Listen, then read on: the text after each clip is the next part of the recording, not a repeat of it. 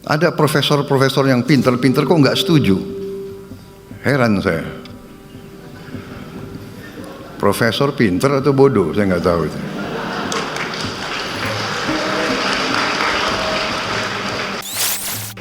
Saudara-saudara sekalian yang nyinyir sama saya, silahkan, kok duduk aja di sebelah situ. Ya. Ini belum apa-apa.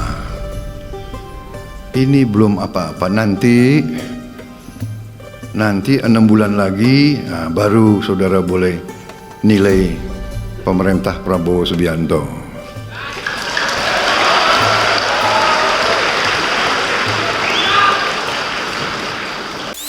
Memberi kesempatan untuk tobat. Hai para koruptor atau yang merasa pernah mencuri dari rakyat, kalau kau kembalikan yang kau curi, ya mungkin kita maafkan, tapi kembalikan dong. Nanti kita beri kesempatan. Cara mengembalikannya bisa diam-diam supaya nggak ketahuan. Mengembalikan loh ya, tapi kembalikan.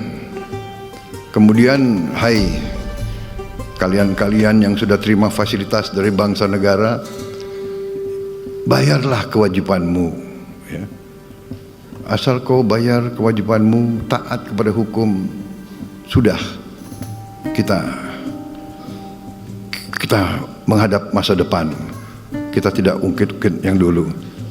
Tapi kalau kau bandel terus, apa boleh buat? Kita akan menegakkan hukum. Dan bagi aparat-aparat harus milih setia kepada bangsa, negara dan rakyat, atau setia kepada pihak lain. Kalau setia kepada bangsa, negara dan rakyat, ayo. Kalau tidak, percayalah, saya akan bersihkan aparat Republik Indonesia.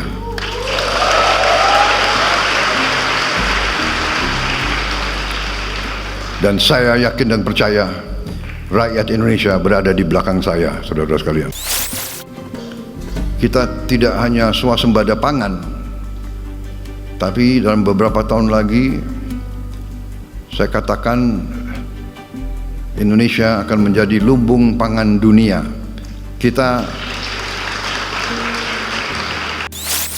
Ini sangat penting, saudara-saudara. Saudara sebagai anak-anak muda, harapan kita semua, kalau Al-Azhar pernah melahirkan seorang presiden, siapa tahu di antara yang duduk di depan saya suatu saat bisa juga menjadi Presiden Republik Indonesia yang akan datang.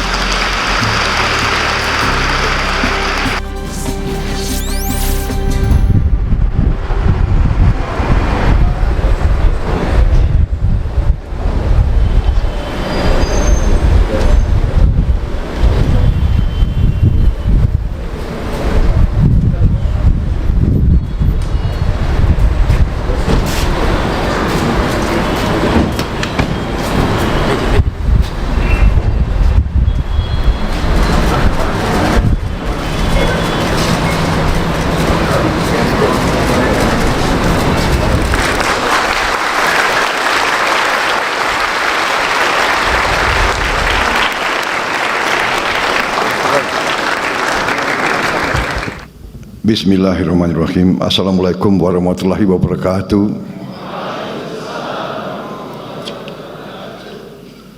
Yang saya hormati Wakil Grand Sheikh Al-Azhar Profesor Dr. Muhammad Abdurrahman Ad-Duaini, Rektor Al-Azhar Profesor Dr.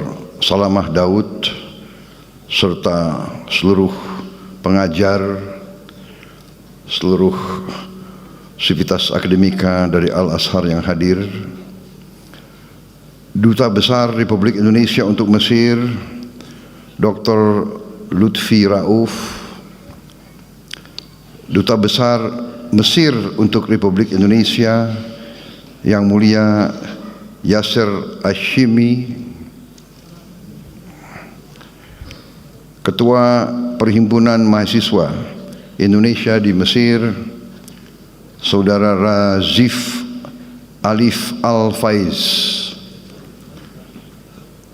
dan terutama yang saya banggakan dan yang saya cintai, para mahasiswa dan mahasiswi Indonesia di Universitas Al-Azhar Kairo, Mesir, yang hadir pada siang hari ini.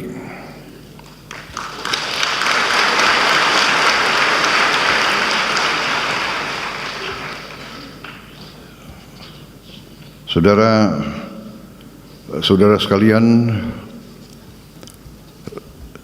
sungguh berbahagia saya dapat berjumpa dengan para mahasiswa dan mahasiswi yang sekarang sedang menuntut ilmu di Universitas Al-Azhar ini, suatu universitas yang sangat bersejarah, sangat terkenal. Saudara-saudara, sudah ribuan alumni Al-Azhar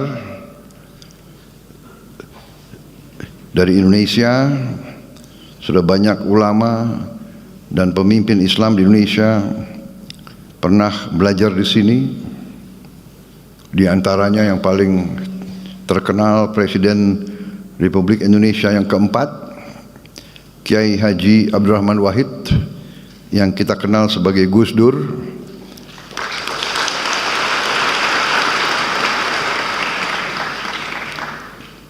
Menteri Agama Republik Indonesia pada Kabinet Pembangunan ke-7, Profesor Dr. Quraish Shihab,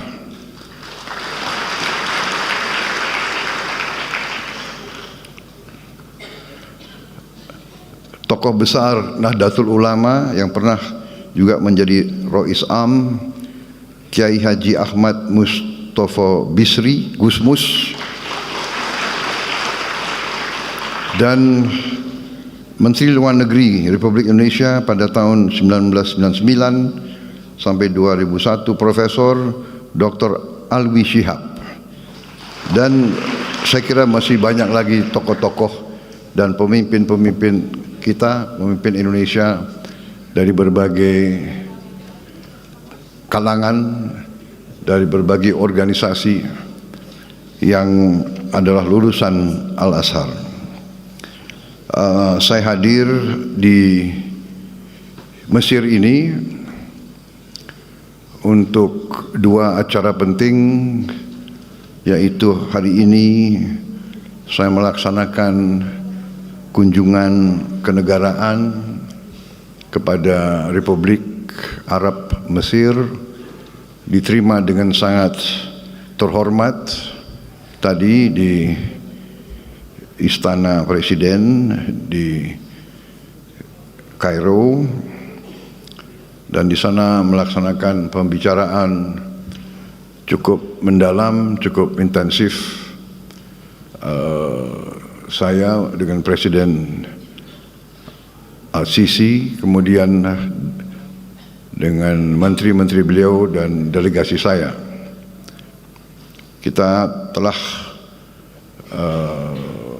menyepakati beberapa hal-hal penting yang intinya adalah kita ingin meningkatkan dan mempererat hubungan antara Indonesia dan Mesir yang pernah sangat dekat dulu, karena Mesir memiliki tempat yang khusus di hati kita, tempat bersejarah, yaitu Mesir merupakan negara yang pertama mengakui kemerdekaan Republik Indonesia.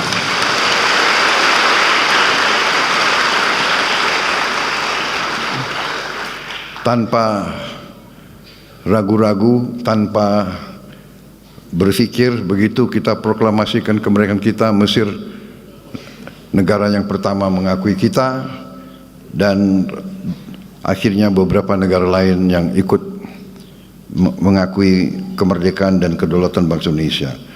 Kemudian dalam perjalanan, pemimpin Mesir waktu itu Presiden Jamal Abdel Nasser dan pemimpin Indonesia Presiden Soekarno menjadi sangat dekat karena sama-sama menjadi pelopor dibangunnya gerakan non-blok, non-aligned movement yang ingin mempersatukan negara-negara berkembang, tidak mau ikut blok manapun, tidak mau ikut blok barat, tidak mau ikut blok timur, berada di tengah, menghormati semua negara, semua bangsa, semua ras. Itulah pendirian pemimpin-pemimpin kita waktu itu, dan itulah tradisi yang hendak kita teruskan, tradisi bangsa Indonesia, dan itulah juga yang saya canangkan bahwa saya akan meneruskan dan mempertahankan sikap ini, bahwa bangsa Indonesia adalah bangsa yang menghormati semua bangsa-bangsa di dunia, menghormati semua negara-negara, tidak mau terlibat dalam permusuhan dengan siapapun, tidak mau terlibat dalam fakta-fakta militer, selalu menganjurkan jalan damai, selalu menganjurkan musyawarah, selalu menganjurkan jalan tengah, selalu menganjurkan kolaborasi, kerjasama, bukan konflik. Itu sikap yang saya canangkan, dan itu yang saya jalankan, tidak hanya dalam politik luar negeri, tapi juga dalam politik dalam negeri yang saya jalankan selama ini. Saya menyampaikan bahwa di abad ke-21 ini dunia semakin kecil, teknologi semakin canggih. Teknologi sekarang begitu canggih, dapat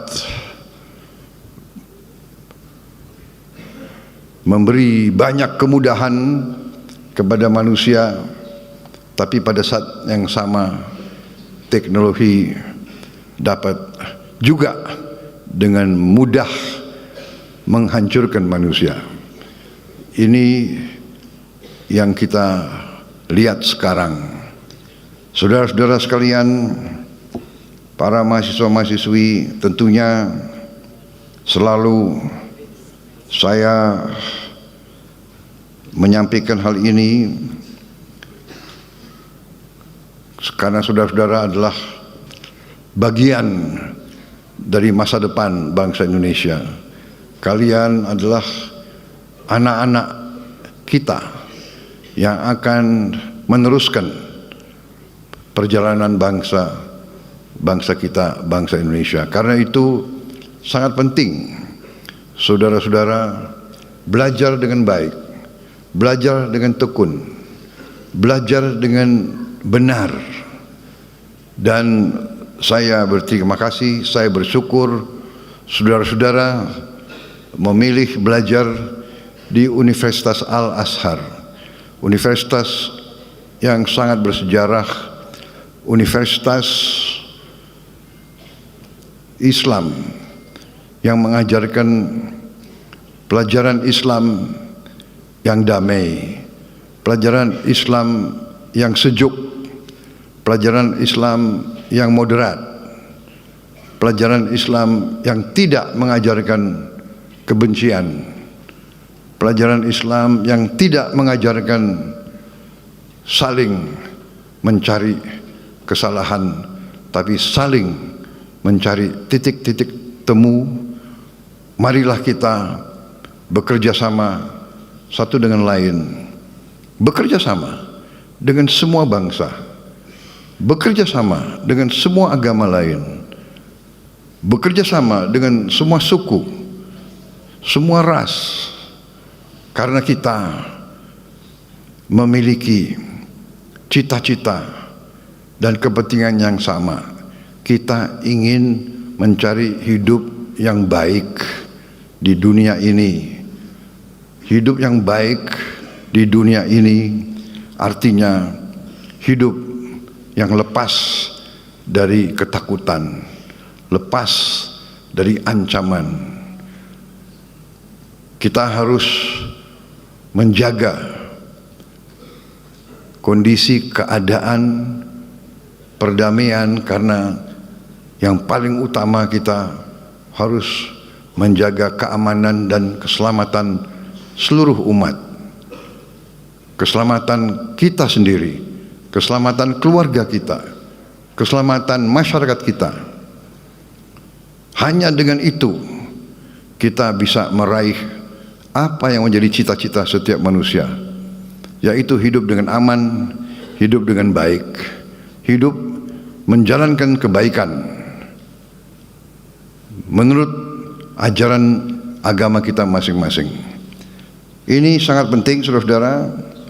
Saudara sebagai anak-anak muda, harapan kita semua, kalau Al-Azhar pernah melahirkan seorang presiden, siapa tahu di antara yang duduk di depan saya suatu saat bisa juga menjadi Presiden Republik Indonesia yang akan datang.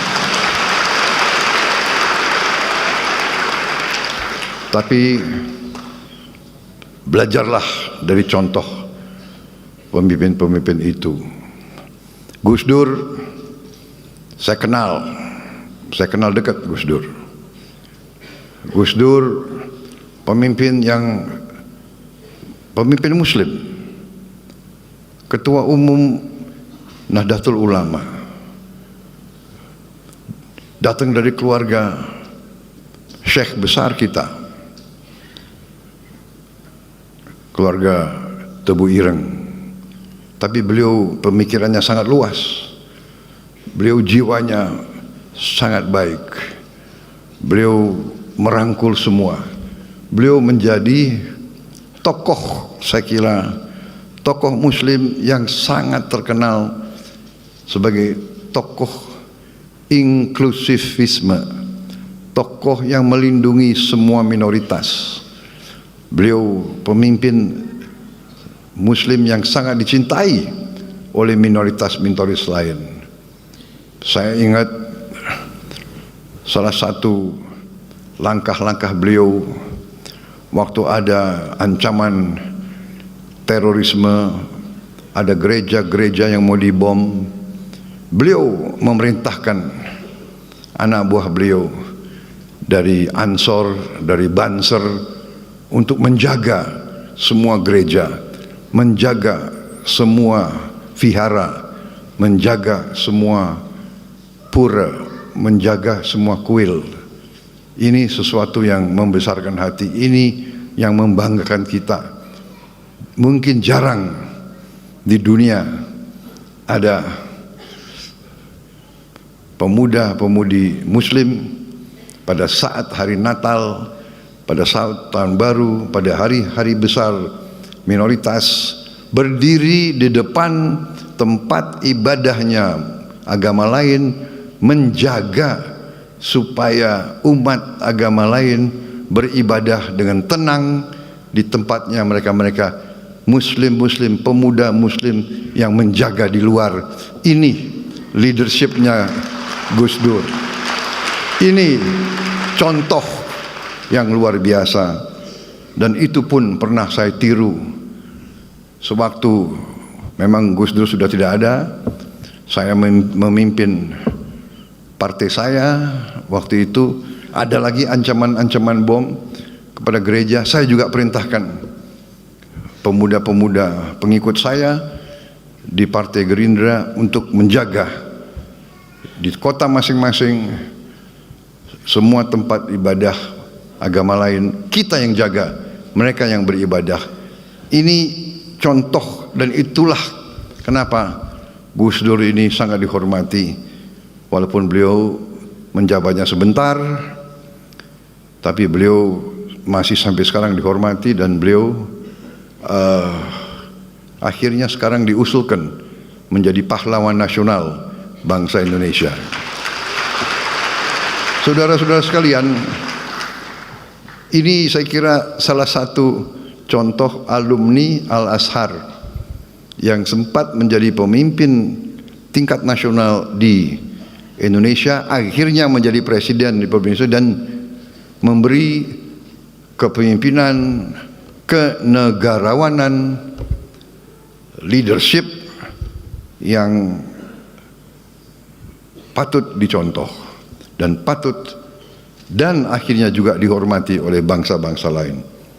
Saya kebetulan kenal beliau baik, dan alhamdulillah leadership yang beliau sampaikan menjadi pelajaran bagi kita sekalian. Saudara-saudara sekalian, selain kunjungan kenegaraan ke Mesir, besok kita akan lakukan pertemuan KTT, konferensi tingkat tinggi antara 8 negara yang disebut D8. D8 ini adalah the Developing Aid for Economic Cooperation. Didirikan tahun 97 untuk meneruskan kerjasama ekonomi dan pembangunan antara 8 negara berkembang, yaitu Bangladesh, Mesir, Indonesia, Iran, Malaysia, Nigeria, Turki dan Pakistan. Ini kebetulan 8 negara Muslim yang jumlah penduduknya besar. Jumlah penduduknya mungkin semua negara ini jumlah penduduknya di atas 100 juta. Jadi saudara-saudara, D8 ini dibentuk untuk melakukan kerjasama ekonomi. Saudara-saudara, kalau D8 ini bergabung, ini pasar ini lebih dari 1 miliar manusia. Nah, ini tentunya kita harus mengakui kita belum begitu puas, masih banyak yang harus ditingkatkan, banyak yang harus kita cari bentuk-bentuk kerjasama, dan untuk itulah besok kita akan bertemu lagi, dan besok sesudah itu tahun depan ketua D8 beralih ke Republik Indonesia. Jadi mudah-mudahan kita bisa berbuat yang baik. Saudara-saudara sekalian, kita lihat keadaan dunia, keadaan kawasan saat ini penuh dengan ketegangan, penuh dengan konflik, penuh dengan bisa kita katakan peperangan. Kita prihatin apa yang terjadi di kawasan ini terhadap saudara-saudara kita di Palestina, tapi tidak hanya di Palestina, di tepi barat Palestina, ya, di Gaza, tepi barat Palestina, di Lebanon, sekarang di Suriah, tapi juga di kawasan-kawasan lain, di Libya, di Sudan, di Yaman. Saudara-saudara, marilah kita selalu waspada bahwa kalau kita tidak rukun dan tidak bersatu, kalau pemimpin-pemimpin kita tidak arif, tidak bijaksana, ujungnya adalah yang terjadi adalah perpecahan. Dan bila pecah, bila tidak ada persatuan dan kesatuan, yang ada adalah kelemahan. Dan kalau lemah, tidak dapat melindungi dan menjaga keselamatan rakyatnya. Saya kira ini pelajaran yang sangat penting bagi kita. Saudara-saudara, para mahasiswa-mahasiswi, belajarlah dengan tekun, belajarlah dengan baik, jadilah wakil-wakil Indonesia dengan baik. Jangan memalukan kita. Belajar dengan baik. Saya bersyukur saya dapat laporan bahwa mahasiswa Indonesia termasuk mahasiswa asing yang paling sedikit bikin masalah di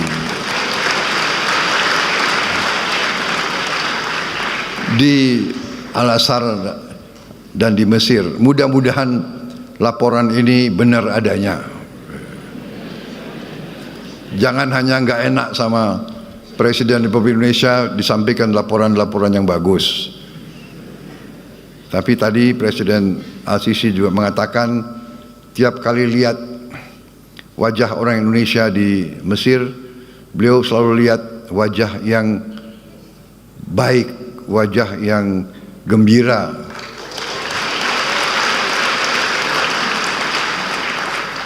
Mudah-mudahan itu pun benar adanya. Tapi kalau saya lihat wajah kalian ini, ya kayaknya benar juga itu ya. Jadi terima kasih saudara-saudara. Yang saya bisa sampaikan bahwa bangsa kita sekarang ini ingin mempercepat pembangunan ekonomi. Kita bersyukur kehadirat Allah yang Maha Kuasa, Tuhan Maha Besar, yang begitu banyak memberi karunia kepada kita. Bangsa Indonesia harus bersyukur. Berkali-kali saya mengatakan, bangsa Indonesia harus bersyukur. Kita diberi karunia yang sangat luar biasa, kekayaan alam yang luar biasa. Saya sudah diberi angka-angka tersebut. Kita memiliki tambang-tambang strategis, mineral-mineral kritis, tanaman-tanaman yang sangat banyak ragamnya. Sebentar lagi kita tidak hanya swasembada pangan, tapi dalam beberapa tahun lagi saya katakan Indonesia akan menjadi lumbung pangan dunia. Kita begitu besar karunia yang diberikan oleh Yang Maha Kuasa. Lahan yang luas, yang subur, ketersediaan air yang cukup, juga 3/4 wilayah negara kita adalah dari laut. Kita memiliki cadangan ikan kedua terbesar di dunia. Kita memiliki panjang pantai ketiga terpanjang di dunia. Artinya kita bisa punya puluhan juta hektar tambak-tambak ikan, tambak udang, tambak lobster, tambak kepiting. Kita akan menjadi eksporter yang paling utama di bidang ikan dan protein untuk dunia, saudara-saudara sekalian. Saudara-saudara sekalian, semua karunia ini percuma kalau tidak bisa kita kelola dengan baik. Karena itu saya bertekad, mandat yang diberi kepada saya oleh rakyat Indonesia, saya dipilih oleh rakyat Indonesia saya disumpah di hadapan rakyat dan di hadapan Yang Maha Kuasa, saya disumpah untuk menjaga undang-undang dasar kita, menjalankan semua undang-undang. Karena itu saya bertanggung jawab untuk menjaga dan mengelola semua kekayaan kita untuk bisa dinikmati sebesar-besarnya oleh seluruh rakyat Indonesia. Bukan segelintir. Saudara-saudara sekalian, kita bangga GDP kita, produk domestik bruto kita tumbuh dengan pesat. Tumbuh dengan pesat di tengah ketidakpastian dunia. Tetapi kita menyadari bahwa pertumbuhan itu belum merata. Bahkan sebagian rakyat kita masih berada dalam keadaan yang memprihatinkan. Mereka masih bisa kita golongkan dalam keadaan yang miskin. Ini tekad saya, pemerintah saya. Kami ingin berjuang sekeras mungkin untuk menghilangkan kemiskinan dari bumi Indonesia. Dan untuk itu, dalam rangka menjaga kekayaan Indonesia tidak salah kelola, tidak bocor, tidak dicuri, mau tidak mau kita harus bertekad untuk memberantas korupsi dari bumi Indonesia.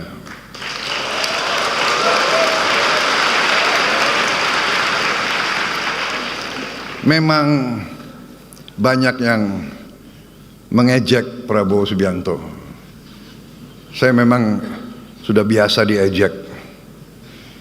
Dari dulu saya diejek. Dari dulu saya difitnah. Sekarang pun mereka tidak percaya. Apa iya kemiskinan bisa dikurangi? Ya kan? Saya mau bikin program memberi makan untuk semua anak Indonesia pun diejek. Pun ada yang tidak setuju. Sampai sekarang ada profesor-profesor yang pinter-pinter kok nggak setuju. Heran saya. Profesor pinter atau bodoh, saya nggak tahu itu.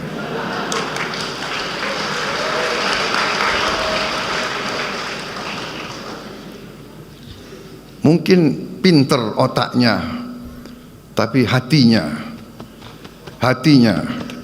tidak bisa merasakan. Kalau anak-anak itu, kalau anak lapar ke sekolah itu bagaimana caranya, dia tidak bisa merasakan. Itu saudara-saudara, saya tidak ragu-ragu. Gak apa-apa saya diejek.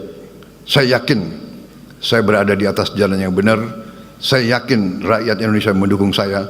Saya akan teruskan program ini.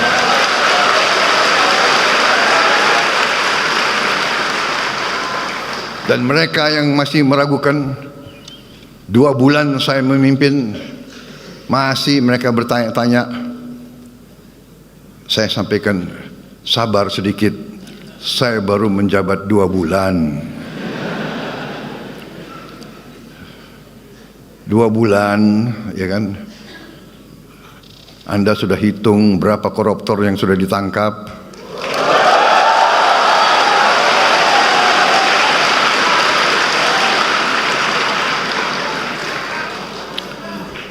Saudara-saudara sekalian yang nyinyir sama saya, silahkan, kau duduk aja di sebelah situ.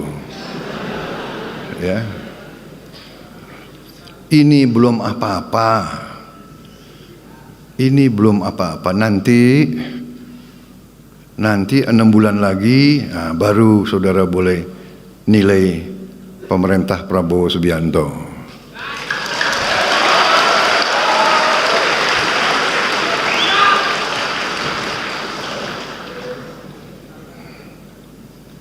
Saya merasa bahwa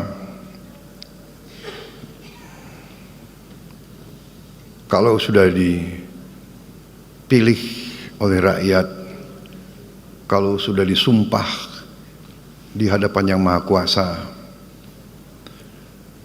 tidak perlu ragu-ragu. Kita hanya setia kepada rakyat Indonesia dan kita hanya takut kepada Yang Maha Kuasa di atas itu.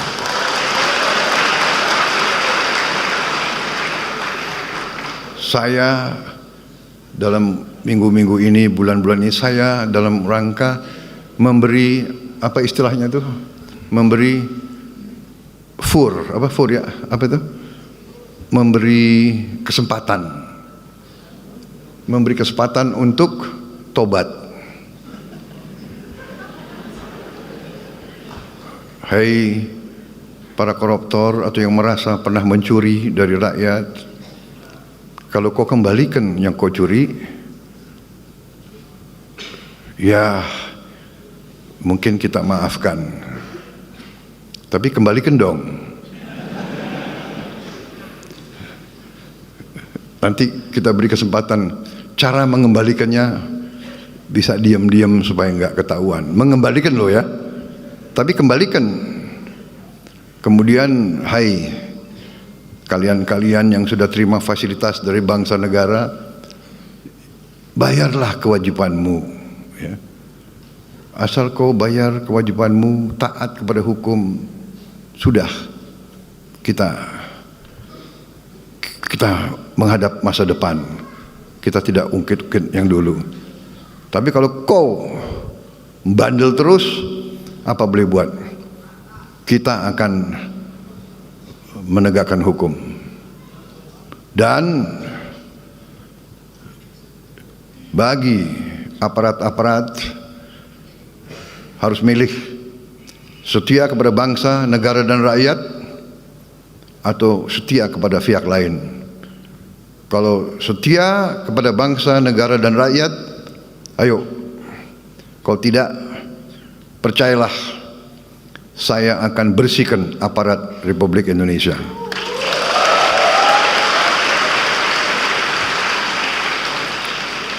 Dan saya yakin dan percaya rakyat Indonesia berada di belakang saya, saudara-saudara sekalian.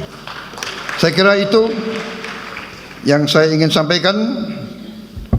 Anak-anakku, belajar yang baik, belajar yang tekun, buatlah yang terbaik untuk bangsa, rakyat, dan negaramu. Raih ilmu untuk bangsa, berbuat baik untuk rakyat. Itu pesan saya. Terima kasih atas kesempatan ini. Saya bisa tatap muka dengan saudara-saudara.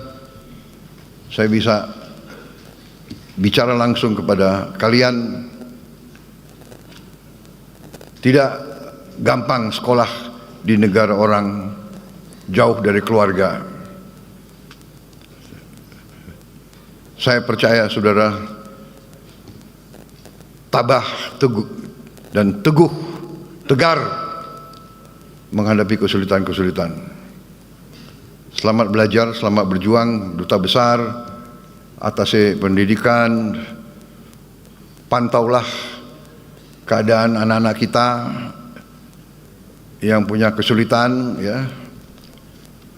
Saudara-saudara, nanti saya akan minta laporan dari Duta Besar, ya, kondisi mereka dan bagaimana kita bisa lebih membantu mereka di sini. Terima kasih. Wassalamualaikum warahmatullahi wabarakatuh. Terima kasih.